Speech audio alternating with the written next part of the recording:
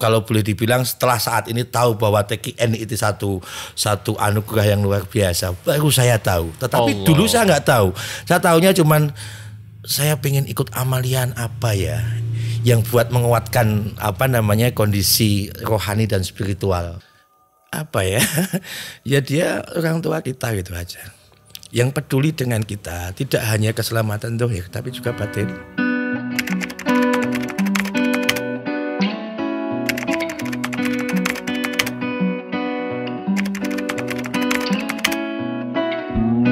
Di Yogyakarta itu terkenal dengan kota pendidikan lah, banyak kampus-kampus. Saya kurang tahu berapa jumlah kampusnya, mungkin bisa ratusan kali itu, dari sekolah tinggi, dari universitas gitu kan.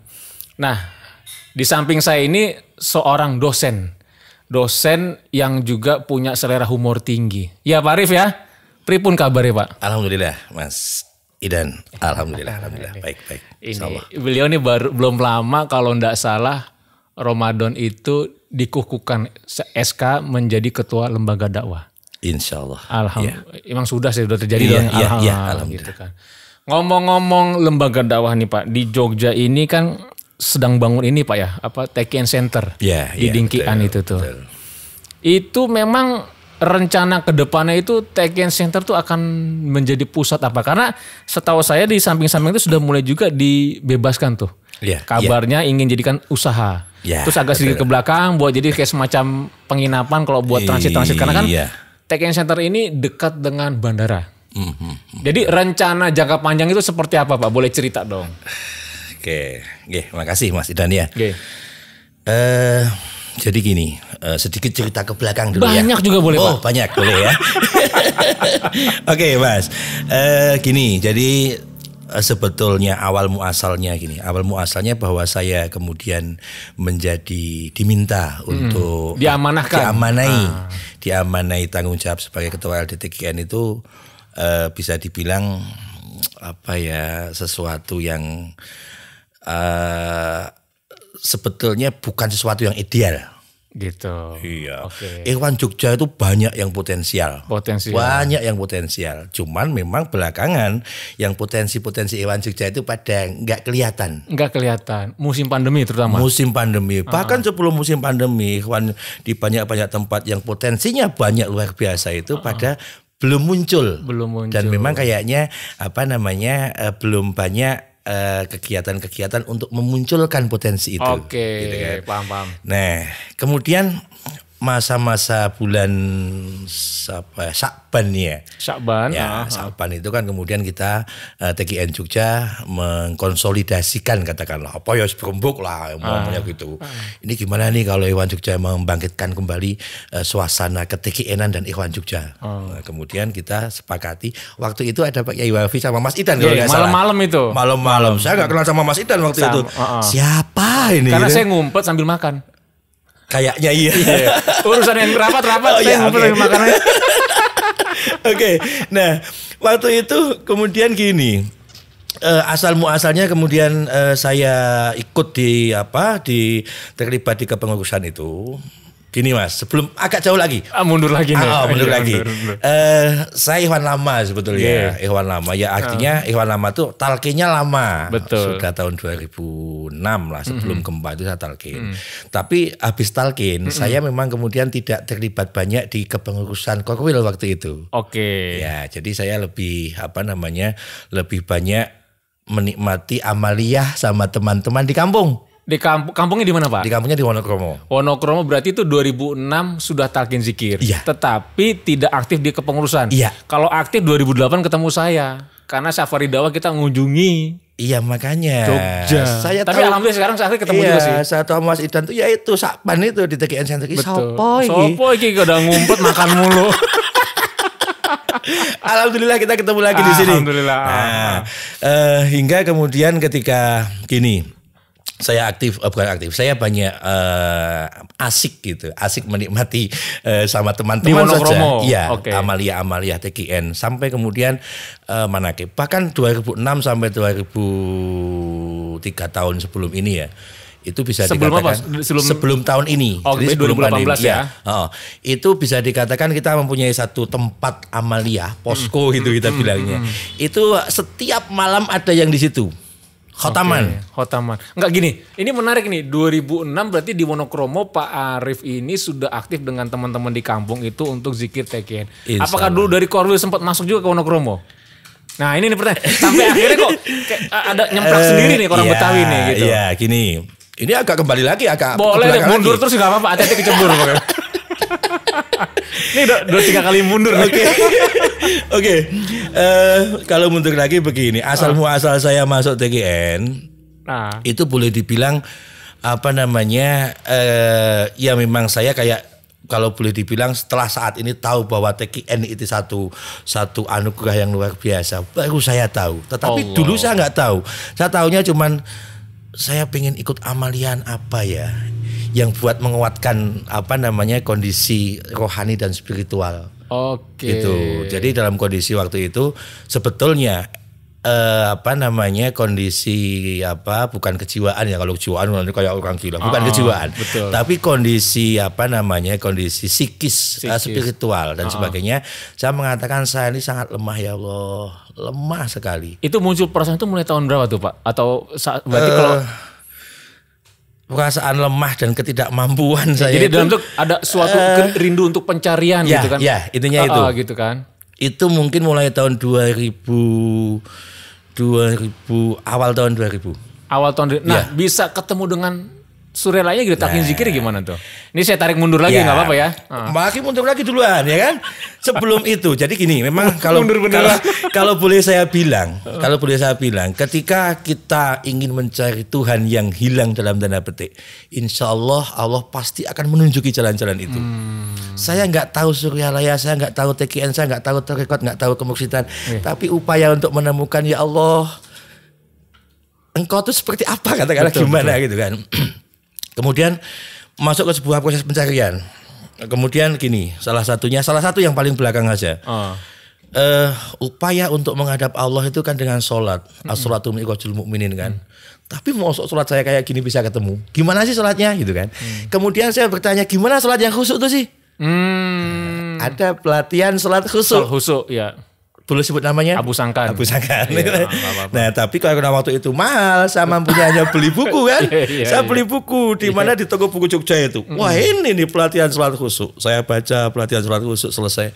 Oh gitu. Bagian belakang buku itu ada untuk melanjutkan silakan baca buku yang kedua.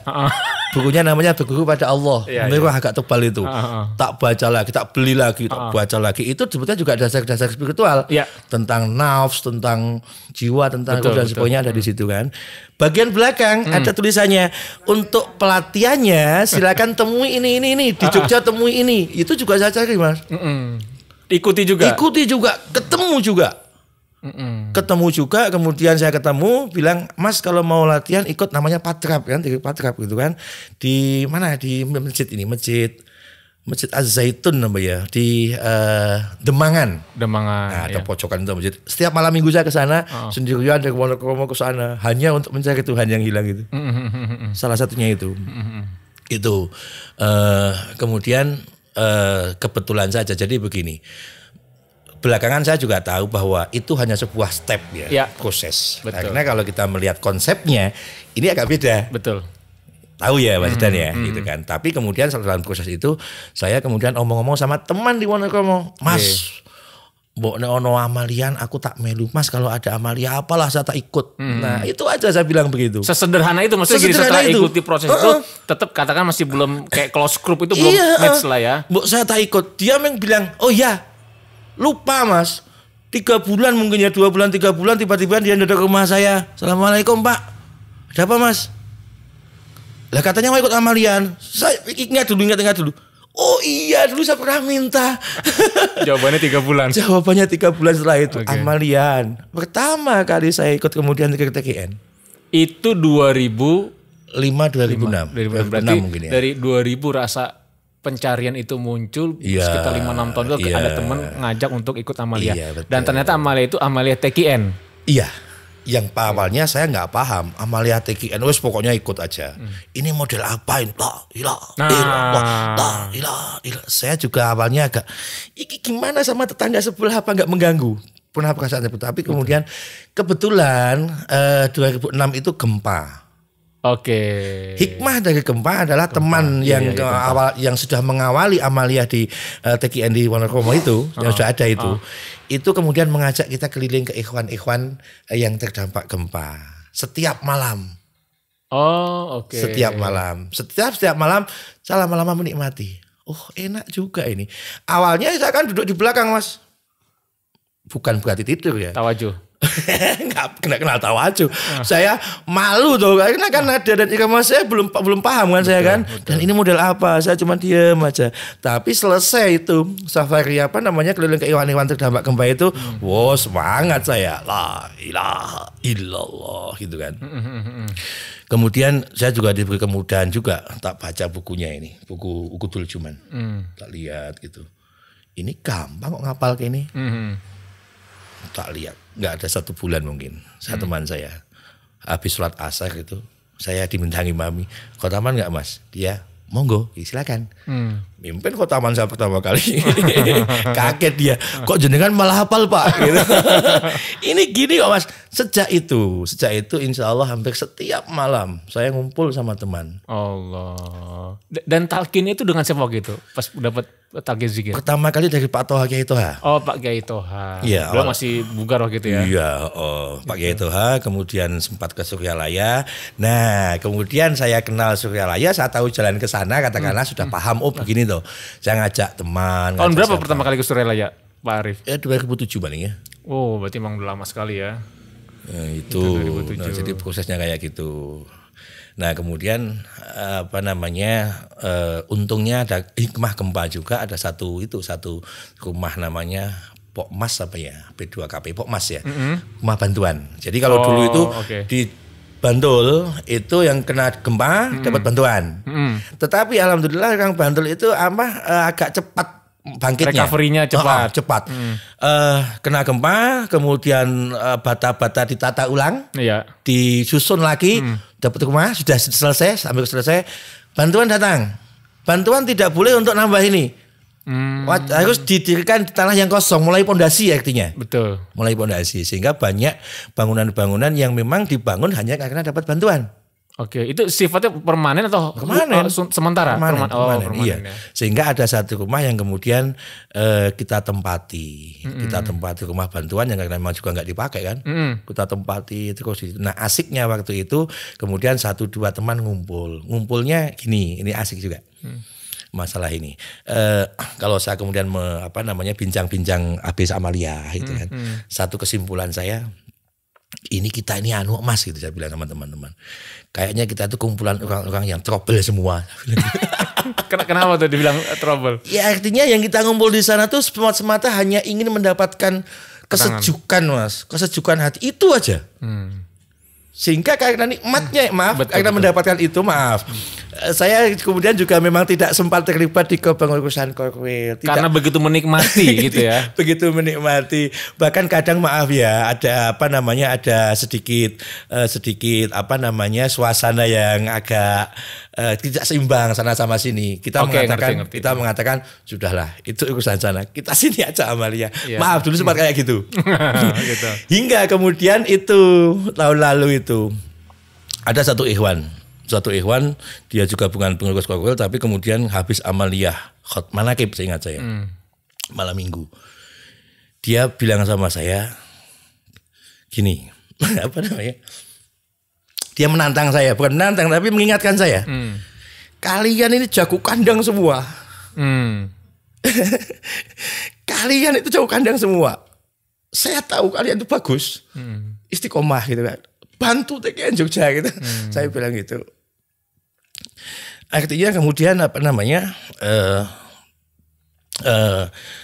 awal muasal kemudian saya sampai bilang waktu itu, saya tidak butuh apapun, tidak butuh prasyarat apapun untuk peduli dengan TKN. Karena kan kemudian sempat panas suasana kan. Dia menantang seperti itu, semacam maaf ya dalam agak kasarnya yang nyeneni gitu kan. Saya nggak butuh prasyarat apapun untuk peduli dengan TKN. Saya peduli dengan TKN. Gitu kan. Tapi memang saya butuh pintu masuk. Karena kan saya bukan siapa-siapa, bukan apa-apa kan. Nggak mungkin kan saya kemudian tiba-tiba masuk kemudian gitu kan. Saya tuh apa? Saya cuma butuh pintu masuk aja. Gitu kan, tapi saya nggak butuh prasyarat apapun untuk peduli dengan TKN. Itu malam minggu, Senin, Pak Triyono telepon saya, Pak ini besok Pak Kiai Wafi mau ke Jogja, jenengan datang ya. Jadi sebenarnya kenal Pak Triyono itu sudah agak lama ya sebelumnya? Iya, agak lama. Iya. Gitu. Nah itu kemudian itu malam Kamis ya. Itu tapi sebelumnya sudah pernah ketemu Pak Wafi juga belum? Oh sudah. Sudah kan? Sudah. Tapi kan saya tidak terlibat ke dalam kepengurusan gitu. Belum masuk pintu. Belum masuk pintu. Sudah berulang kali saya ketemu Pak Kiai Wafi juga. Gitu Pak Kiai Wafi. Nah kemudian itu pintu masuknya langsung dibuka kayaknya. Tapi sebenarnya antara itu dengan Pak Triyono belum ada komunikasi ya bahwa enggak gini, walaupun saya komunikasi itu nggak ada kan? Tapi walaupun saya nggak aktif di kepengurusan, tapi kan saya juga kenal ya Ikhwan kenal. Karena juga beberapa kali saya tahu sekali waktu saya ikut manakib gitu kan juga kenal. Di ini asrama haji dulu. Ya, di asrama haji, kemudian ikut manakib di Tinggian saya juga datang, kenal sama Mas Kofik, Pak Triyono dan sebagainya. Nah mungkin juga Pak Triyono nggak tahu dapat dapat masukan dari mana, tapi insya Allah bukan dari dia. Saya juga kaget loh. Kok pas aja gitu ya? Iya. Nah mau nggak mau ya Pak siap saya ketinggian. Itu pertama kali saya ketinggian aktif kemudian. Nah kalau makanya saya pribadi waktu pertama kali malam itu hadir MC kan. Iya. Saya masih ingat ini Pak Arif Iwan nama. Tapi kok saya selama sering ke Jogja kok belum ngeliat saya pikir gitu. Jadi ini kisahnya nih ya. Kisahnya kayak gitu. Tapi jadi bersyukur juga dong sama sahabat Pak Arif yang dalam tanda kutip sedikit mengingatkan dengan keras gitu kan. Karena bagaimanapun juga akhirnya zikir itu kan bukan hanya untuk kenikmatan pribadi. Tapi bagaimana kita bisa mensiarkannya. Jadi sampai di malam itu akhirnya bagaimana tuh? Kemudian kan waktu itu malam itu kita bentuk tim formatur. Ketika saya masuk saya sudah ini kayaknya saya masuk ke kepengurusan. Nggak apa-apa, silakan, boleh. Saya kan sudah janji nih. Saya tidak butuh prasyarat apapun untuk peduli dengan TKN. Saya peduli. Saya bilang gitu kan. Masuk tim formatur. Kemudian tim formatur berembuk dan sebagainya. Prosesnya kemudian waktu itu malam penentuan. Kita pilih ketua umumnya. Kemudian waktu itu dipandigani juga oleh Bu Negro dan Pak Ibu Bupati. Kita menyepakati, kita bermufakat meminta untuk Pak Arif menjadi ketua umum gitu kan. Kita mintakan kesediaannya. Gimana Pak? Itu mulai saya. Saya ingat kalimat itu tadi. Betul. Kalimat itu tadi. Emang gak bisa nolak saya. Sekarang sudah ada komitmen. Saya hanya butuh pintu. Ternyata diberikan gitu ya. Iya. Saya gak milih jadi ketua umum, mau jadi apapun saya gak butuh itu. Tapi ada pintu untuk masuk. Artinya ketika kemudian diminta untuk jadi ketua umum ya mau gak mau kan. Betul. Artinya saya ditempatkan di situ, kamu di situ. Ya sudah. Tapi ya insya Allah dengan amanah ini saya cuma menganggap juga salah satu ajakan dan juga kesempatan yang diberikan para sahabat buat kami untuk berkhidmat dengan lebih baik lagi. Betul. Tentunya selama ini berarti kan khidmat saya masih bisa lebih baik lagi lah. Semua by proses Pak Arif, wajar. Iya, itu kalau boleh dibilang awal muasalnya. Awal muasalnya masuk ke TKN. Nah, kemudian menjawab pertanyaan Mas Idan tadi. Iya, gitu. Ini jadi luar biasa. Pertanyaan ini prolognya itu sampai 2000 berarti 21 tahun. Iya. 21 tahun ditarik. Nah, sekarang akhirnya masuk TKN. Tapi menariknya begini, memang cukup pesat juga perkembangan TKN di Jogja khususnya dengan adanya TKN Center itu sendiri kan tentunya kan menjadi strategis ya. Karena itu dengan akses ke bandara gitu kan. Apalagi itu menjadi masjid ikhwan, masjid sendiri lah dalam arti gitu kan.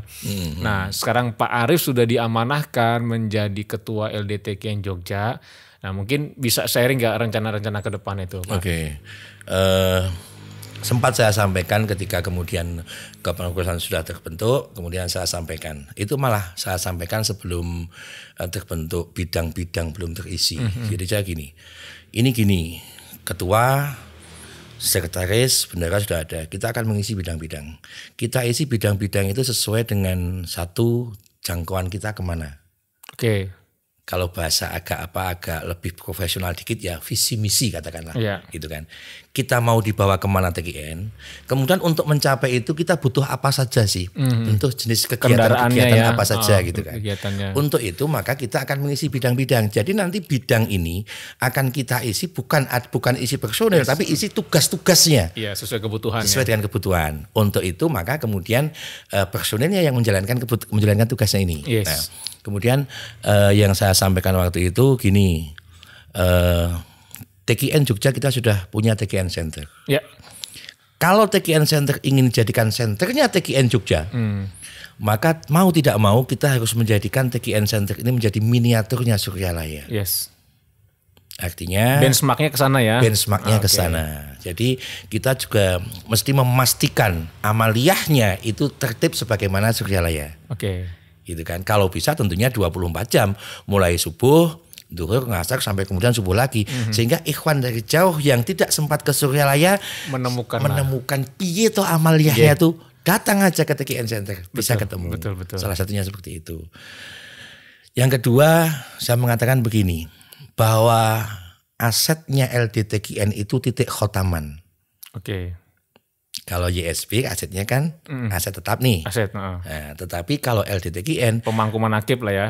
Asetnya LDTKN adalah titik-titik khotaman. Oke. Kalau kita ingin LDTKN ini bisa berkembang dan juga memfasilitasi semua maka kita mesti menguatkan titik-titik khotaman ini. Simpul-simpulnya ya. Simpul-simpulnya. Oke. Gitu kan. Kalau saya lihat jauh ke belakang sebagai referensi, bahkan di Jogja itu kan ada namanya Masjid Patok Negoro. Nah itu kan ini Keraton Jogja, di sana ada masjid, yang itu juga simpul-simpul itu kan. Nah, saya juga mengatakan seperti itu. Kita harus menguatkan ini. Yang lemah selama ini apa? Banyak keluhan bahwa susah komunikasi, koordinasi antara satu titik khotaman dengan titik khotaman lain, bahkan titik khotaman dengan pengelola. Oke. Nah, jadi mestinya yang lemah itu mesti kita perkuat gitu. Jadi kalau mau jadikan apa, yang satu itu tadi itu amaliyah ya. Yang kedua kemudian amaliyah di titik khotaman itu menjadi kuat. Yang kedua itu. Nah, satu lagi bahwa tadi sempat saya bilang TKN Jogja itu banyak ikhwan potensial. Yes. Tapi tidak muncul. Nah, penguatan ini juga harapan kita tentunya bisa memunculkan potensi-potensi yang selama ini nggak muncul. Oke. Sehingga bayangan kita nanti kita akan mempunyai kayak TKN Jakarta kan, LDTKN kan ada tim mubaliknya, ada tim muhariknya, muadibnya kan ada gitu kan. 3 komponen itu saling bekerjasama, bekerjasama mencapai satu. Selama ini kan bukan bekerjasama, sama-sama bekerja. Iya, sama-sama bekerja tapi belum bekerja sama. Iya, gitu. Kayak main bola kampung gitu. Tarkam. gitu. Belakang semua gitu kan, depan semua. Ngos-ngosan tiba-tiba kebobolan. Gitu. Selama ini kayak gitu, insya Allah gitu. Jadi ada 3 ya. Pertama amaliyah supaya nanti orang mendapatkan suasana seperti di Suryalaya. Jadi amaliyahnya itu di TKN Center akan dipraktekkan seperti di Suryalaya dari pagi ketemu pagi. Yang kedua ternyata untuk mengembangkan LDTKN itu perlu diperkuat simpul-simpulnya. Simpul-simpul itu sendiri adalah titik-titik khotaman ya. Titik-titik khotaman. Nah yang ketiga bagaimana memunculkan potensi-potensi yang ada gitu kan. Nah ini kan menarik nih. Kalau memunculkan potensi itu kan perlu ada kegiatan. Kira-kira tuh program apa untuk memunculkan potensi? Karena karakteristik Jogja unik. Jogja ini karena kota pendidikan, ini lalu lintas manusia itu tinggi. Ada orang yang bisa jadi waktu kuliah di Jogja, entah di banyak universitas tadi kan, dia aktif. Tapi setelah dia sekolah dia pulang kampung atau dia kerja ke Jakarta. Kan turnover-nya cukup tinggi tuh, gitu kan. Nah, bagaimana nih strateginya untuk menangkap ini nih Pak Arief, untuk menangkap kalangan anak-anak mudanya? Karena kan potensi itu mau nggak bisa dipungkiri, arah ke depan kan kita garap pemuda gitu. Oh iya. Yang awal tadi bahwa bagaimana metodenya, strateginya ya untuk memunculkan potensi-potensi itu. Beberapa hal yang mungkin bisa kita lakukan, kita yang selama ini kayaknya juga masih lemah ya. Kita mencoba membangun komunikasi, koordinasi, sinergi, apalagi Mas? Kolaborasi. Iya. Antar satu titik khotaman dengan titik khotaman yang lain, kemudian titik khotaman juga dengan TKN Center. Kegiatan-kegiatan TKN Center sebisa mungkin melibatkan ikhwan di situ. Ikhwan di sana Ikhwan di sana titik itu. Ikhwan di sana. Untuk itu pula juga kita banyak mengunjungi juga nantinya. Jadi mengunjungi saling silaturahmi. Iya. Maaf ini kayak malam malam menjahit nih sebenarnya, lagi menjahit nih. Ya malam Sabtu kemarin. Ini kan saya ke salah satu kelompok ikhwan di Klaten Mas gitu kan. Saya cuma ikut Mas, saya ikut manakib gitu kan. Tapi ternyata ketua LDTKN itu beda. Iya nah. Pengennya ikut manakib diminta tausiah gitu, hikmat ilmiah. Padahal niatnya ikut manakib. Niatnya cuma Mas saya tuh kesini cuma ingin berkahnya manakib, ikut manakibnya jenengan. Udah apa-apa Pak gitu kan. Ya sudah itu berarti kan. Tapi itu lumrah Pak terjadi. Di berbagai daerah tuh ketika ketua LD datang tuh ketua datang. Iya. Tapi kemudian minimal tuh sambutan. Ujung-ujung tausiah. Tapi sebelum pulang saya sampaikan begini, maaf ya. Yang pertama bahwa saya sudah cukup senang saya bisa silaturahmi di sini menyambung persaudaraan. Insya Allah persaudaraan dunia dan akhirat, saya bilang gitu kan. Ini sebuah keberkahan dan kebahagiaan buat saya yang pertama itu. Yang kedua, saya semoga mohon doanya tidak hanya kali ini saya ke sini. Walaupun tidak setiap minggu, tapi saya usahakan muter rutin. Misalnya sebulan sekali saya ke sini. Tapi tolong Mas, jangan kalau saya ke sini kemudian saya jadikan hikmat ilmiah, tugas hikmat ilmiah. Kalau saya kesini jenengan menunjuk saya untuk khidmat ilmiah, saya malah takut kesini nanti. Betul. Gitu kan. Jadi nanti kita capek media aja lah bahasa Jogja kan. Koncone dewe, cahe dewe. Artinya ya monggo, saya bantu. Saya tugas apalah, boleh nggak apa-apa. Jadi ketika ikut amaliyah, apalagi amaliyah yang bukan menunjukkan kerja seperti itu, rutin seperti itu, ya kita sama-sama kan gitu kan. Itu sebetulnya yang tidak begitu diketahui. Itu juga sebuah strategi untuk memancing potensi-potensi yang ada itu supaya muncul sebetulnya, ya kan? Kalau selama ini yang tahu sih cuma kita aja, betul. Ya nggak muncul kan? Nah jadi ini teman-teman Jogja, kalau nanti ada majelis-majelis manakib atau khataman dihadiri oleh Pak Ketua, Pak Arif, bukan berarti harus dikasih tugas untuk tausiah. Jadi sebenarnya beliau ini sedang menjahit simpul-simpul. Dengan mengamati atau observasi langsung, mudah-mudahan bisa melihat mana potensi-potensi bisa dikembangkan gitu ya. Iya, itu tugas yang melekat karena saya sebagai pengurus LDKN. Tapi ketika saya ikut manakib saja, itu kan keberuntungan buat saya buat ikut manakib. Betul. Bahkan saya juga ingat kasus, maksudnya gini, kalau tidak salah Pak Ngarsabah sendiri gitu pernah menyampaikan bahwa ingat wakil talqin mubalik ingin datang ke majelis manakib untuk hadir ikut manakib keberkahan Tuan Syekh. Bukan untuk ceramah, bukan untuk nalkin dalam arti sebut, tapi emang ikut di sana pun akhirnya dia bertugas terima kan gitu. Malah saya baru tahu ini. Saya baru tahu ini loh. Saya bukan ngutip itu loh Mas. Tapi memang begitu. Gitu ya. Betul. Jadi memang semua harus diniatkan untuk utama itu, karena nanti kalau jangan sampai kita bergeser niat ke sana tuh kita mau ceramah tuh mau. Iya. Siapa yang mau? Kita kan siapa gitu kan? Kita tuh siapa? Tuh siapa? Benar, saya juga merasakan benar. Kita tuh siapa? Saya tuh siapa sih? Nggak punya apa-apa, nggak bisa apa-apa. Gitu. Nah, Pak Arif nih, terakhir saya mau tanya dengan istiqomahnya Pak Arif dari awal itu, melihat sosok Pak Ngarsabah itu seperti apa?